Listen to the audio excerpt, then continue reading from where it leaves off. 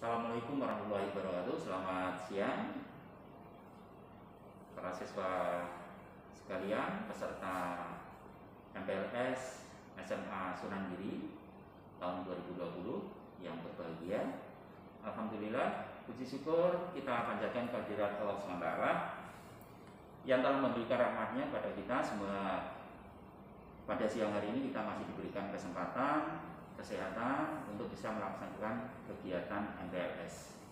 Baik para siswa, untuk menyingkat waktu dalam kegiatan kali ini kami akan memberikan materi terkait dengan penyalahgunaan narkoba. Ya, jadikan lingkungan kita bebas dari penyalahgunaan narkoba dan peredaran gelap narkoba, termasuk miras. Ya, ini para siswa.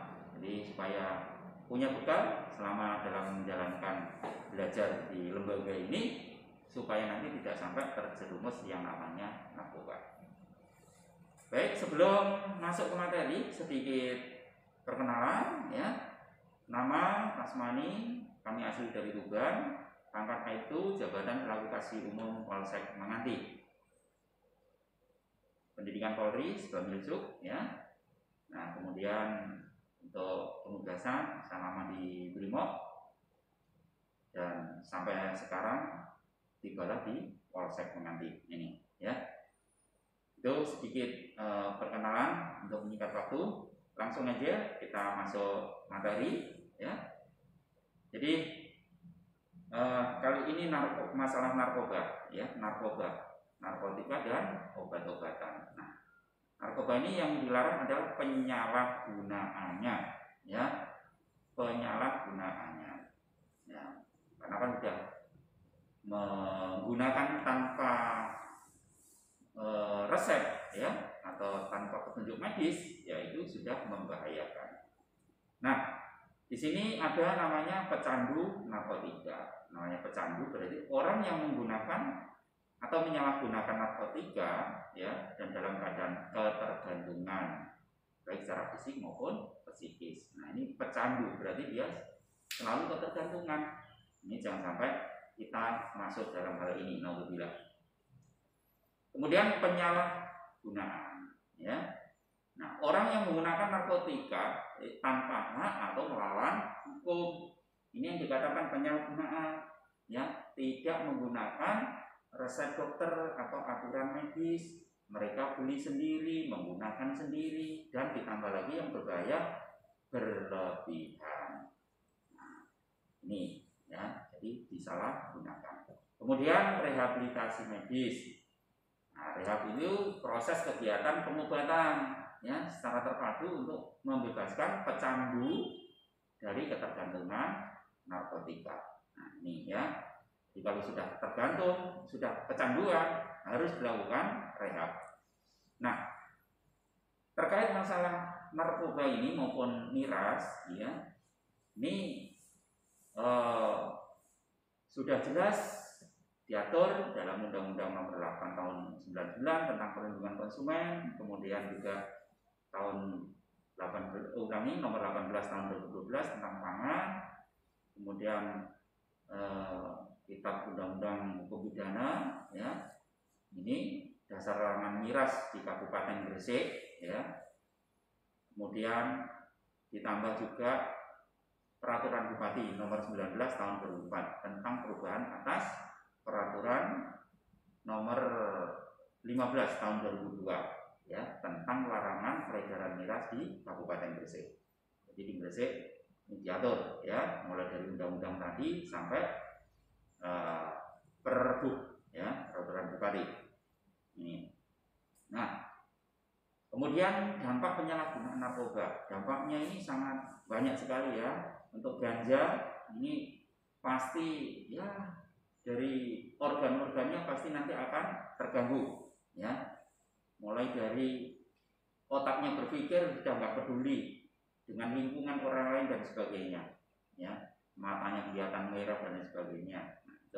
Kemudian untuk ekstasi ya, ini pada otak timbulnya prasangka buruk ya, kemudian dia sulit tidur, gaduh, gelisah ya, pengennya itu kegiatan terus. Nah, Kemudian kematian pada overdosis. Ini karena dia selalu menambah, akhirnya overdosis. Ya, kalau tidak overdosis, ya pasti ujungnya kematian. Ya. Nih. Kemudian dampak dari pengguna sabu. Ya. Pada otak dia mudah panik, ya, mengubah kepribadian secara permanen, selalu ketakutan atau paranoid. Kemudian mimpi buruk, dia halusinasi. Ini, ya. Kemudian pada mata melihat yang menakutkan, sering mual, itu, yaitu dampak dari sabu. Nah, ini dampak umum penyalahgunaan narkoba, ya, yang nantinya ada dampak secara umum akibat daripada penyalahgunaan narkoba. Bisa terjadi kekerasan, karena emosionalnya sudah tidak terkontrol. Kemudian terjangkit penyakit HIV, AIDS, paru-paru, jantung, hepatitis. Kenapa? Karena dia selalu mengkonsumsi obat ini, ya, pastinya organnya nanti akan rusak. Nah, AIDS, HIV ini karena mereka dengan menggunakan ini pastinya tidak terkontrol, ya, kegiatan sosialnya tidak terkontrol. Dia sering melakukan hubungan bebas. Nah, ini sehingga bisa kena penyakit HIV/AIDS. Kemudian dampak sosial ekonomi, karena dalam menggunakan penyalahgunaan narkoba pastinya membutuhkan biaya. Nah, sehingga dia akan berdampak sosial ekonominya. Kemudian juga gangguan mental, ya, sarafnya akan rusak. Selanjutnya bisa juga terjadi kecelakaan lalu lintas, ya, karena efek daripada narkoba itu dia fisik maupun dari saraf-sarafnya akan terganggu. Kemudian untuk para siswa pasti dampaknya bisa sampai putus sekolah. Kenapa? Karena semangat belajarnya menurun, ya, nilai prestasinya turun. Nah, kemudian juga bisa mengarah ke kriminal karena tidak terkontrol dari aksi kegiatannya, bisa menjadi kejadian atau tindakan kriminal. Dan yang terakhir, karena sering menggunakan, pastinya dia bisa overdosis karena selalu menambah, akhirnya overdosis. Kalau sudah overdosis, ya tinggal tanggal tunggu-mainnya, ya, pasti akan berujung kematian. Alhamdulillah, mendalik, jangan sampai kita kena hal ini. Untuk dampak umum terhadap bangsa dan negara, ya pastinya, ya, mensia-siakan potensi sosial, ekonomi, politik, dan kebudayaan yang seharusnya kita bisa berkarya, tidak bisa, ya, rusaknya generasi muda, ya, karena sudah kena narkoba, tidak punya rasa patriotisme, ya, terhadap cinta tanah air, dia sudah luntur. Tuh. Kemudian faktor penyebab merebaknya narkoba ini yang mendominasi faktor individu, ya, rasa ingin tahu yang berlebihan. Nah, jadi para siswa jangan punya ada ingin rasa tahu terkait masalah narkoba, ya, cukup tahu dari slide aja, ya, karena kalau sudah ingin tahu nanti ingin rasa, itu bahaya nanti, ya. Jadi kurang percaya diri, kemudian memberontak terhadap aturan-aturan yang ada, itu pengaruhnya, ya. Kurangnya penghayatan terhadap ajaran agama, maka harus selalu kita tingkatkan ibadah kita, ya.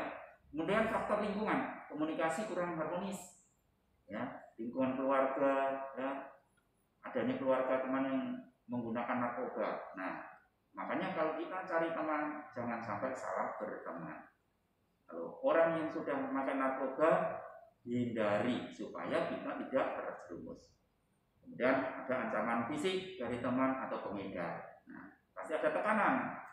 Nanti kalau sudah ada tekanan dari lingkaran pengedar, kita akan keluarnya sulit. Ya, jauhi lingkungan-lingkungan narkoba. Ya. Kemudian faktor ketersediaan narkoba. Ini karena bisa mudah narkoba itu didapatkan. Itu diantaranya. Ya. Nah, kemudian narkotika ini ada 3 golongan, golongan 1, golongan 2, dan 3. Golongan 1 heroin, candu, ganja, cimeng, kokain, opium, pertalite. Dan golongan 2 morfin, tamil, ya. Kemudian golongan 3 kodein dan dionima. Ini golongannya, ya. Nah, kemudian heroin itu bentuknya powder, ya, untuk tepung, ya, heroin atau puto. Tuh. Kemudian ada kokain dari tanaman koka. Ini semua sangat berbahaya kalau sampai dikonsumsi. Kemudian ada juga ganja. Nah, ganja ini kalau di Indonesia berasal dari Pulau Sumatera, ya, Pulau Sumatera. Nah, peredarannya sudah luas. Maka dari itu jangan coba-coba, ya, yang ada yang mau ngelinting ganja, ini jangan coba-coba, ya, nanti ketangkap, kalian habis masa depannya. Nah, tuh, jadi untuk ganja itu sangat berbahaya sekali, ya. Kemudian untuk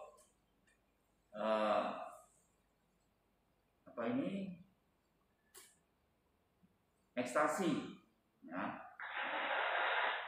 Untuk ekstasi, nah, itu dari psikotropika, ya, itu ekstasi, sabu, pil koplo, nah, itu juga sangat berbahaya sekali, ya. Jadi sabu itu, orang kalau sudah mengonsumsi sabu, mereka tidak merasa lelah, ya. Makanya banyak yang terjaring tertangkap sabu-sabu pasti orang-orang yang sering aktivitas nonstop. Karena dia pinginnya untuk sebagai doping biar tidak lelah atau dia kecapean. Ini tapi sebaliknya organ tubuhnya akan digerogoti, ya. Setelah habis pengaruhnya, tenaganya pasti sudah ikut habis, ya. Dan ekstasi itu sendiri juga sangat banyak macamnya, modelnya, warnanya. Intinya tujuannya untuk menggiurkan sesuai dengan sasaran daripada korban-korban penggunanya, ya. Dan mudah didapat. Ini jangan sampai, ya, kita terjerumus.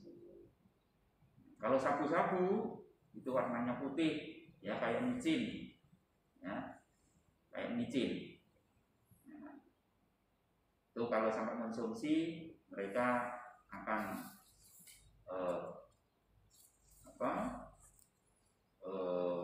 dia tidak punya lelah, ya. Kemudian zat aktif lain. Nah, zat aktif lain ini diantaranya minuman keras, alkohol, ya, rokok, kopi yang berlebihan. Nah, itu. Nah, ini sudah diatur di peraturan Bupati Gresik, ya, tentang larangan miras di wilayah Kabupaten Gresik. Jangan sampai kita masuk ke korban-korban atau pengguna narkoba termasuk zat aktif, ya. Nah, ciri daripada pengguna pastinya dia untuk siswa sering bolos sekolah, ya, pucat, keringat dingin, nah, nilainya menurun. Ini perlu diwaspadai. Oleh karenanya para siswa terkait masalah larangan narkoba harus kita dukung, ya, harus kita dukung. Kita jangan sampai masuk di dalam lingkaran narkoba. Maka dari itu para siswa apabila berteman harus berteman yang baik, ya. Jangan mudah terpercaya dengan iming-iming materi, ya. Suatu misal ada orang yang mau nitip barang atau disuruh ngantar barang dengan iming-iming uang banyak, jangan mudah terpercaya, ya. Kalau sampai itu nanti isinya narkoba, maka para siswa sendiri yang bisa menanggung resikonya apabila tertangkap. Oleh karenanya jangan mudah terpercaya pada bujuk rayuan orang yang memberikan iming-iming, ya. Dan hindari betul kelompok atau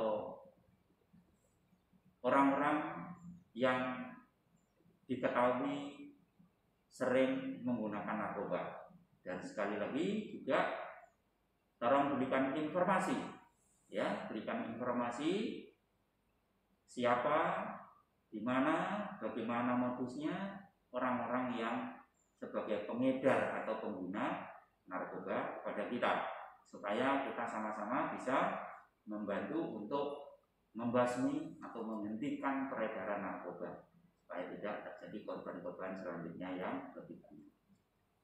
Itu aja materi yang bisa kami sampaikan terkait masalah larangan narkoba dan bahaya narkoba ini. Mudah-mudahan para siswa bisa terhindar terkait narkoba dan bisa melanjutkan belajar dengan baik untuk mencapai prestasi yang baik. Terima kasih. Saya ucapkan selamat belajar dan saya akhiri. Assalamualaikum warahmatullahi wabarakatuh. Selamat siang.